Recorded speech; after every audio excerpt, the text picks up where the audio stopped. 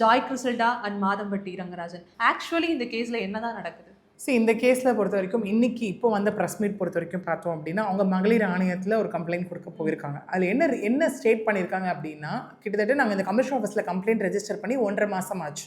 Okay, 1.5 மாதம் ஆச்சு. எங்களுக்கு வந்து அடையார் ஸ்டேஷன்லேருந்து எங்கள் ஜூரிஸ்டிக்ஷனில் வராதுங்கிறாங்க, திருவான்மூர் எங்கள் ஜூரிஸ்டிக்ஷன் வராதுங்கிறாங்க, நீலாங்கரை எங்கள் ஜூரிஸ்டிக்ஷன் வராதுங்கிறாங்க, கமிஷன் ஆஃபீஸ்லேருந்து ஃபார்வர்ட் பண்ணுற ஒரு பேப்பருக்கு ஜூரிஸ்டிக்ஷன் வராதுன்னு சொல்கிறாங்க. ஸோ இந்த மாதிரி ஒரு டிலே அந்த இடத்துல இருந்துட்டு இருக்கு அப்படின்னும் ஒரு விஷயம். அதை தாண்டி crime against women and children, okay, அங்கே போகும்போது வந்துட்டு அங்கேயும் நாங்கள் போய் ஒரு கம்ப்ளைண்ட் கொடுத்துருந்தோம் டெப்யூட்டி கமிஷனரை பார்த்து. எங்களை என்கொயரி கூப்பிட்டுருந்தாங்க, நாங்கள் போய்ட்டு என்கொயரி அட்டன் பண்ணோம். பட் ஆப்போசிட் பர்சனான ரங்கராஜ் அவர்களை கூப்பிட்டு விசாரணை பண்ணாங்களா இல்லையான்ற எந்த ஸ்டேட்டஸும் ஸ்டில் விச் இஸ் அன்னோன்.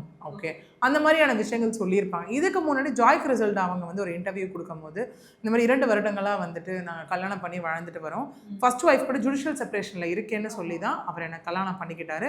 இப்போ நான் 7 மாதம் வந்துட்டு லைக் இருக்கேன், கர்ப்பிணியாக இருக்கேன்னும் போது அவங்க சில வீடியோ கால்ஸு அதெல்லாமே அவங்க வெளியிட்டிருந்தாங்க, ஃபோட்டோஸ் எல்லாமே அந்த இடத்துல வெளியிட்டிருந்தாங்க.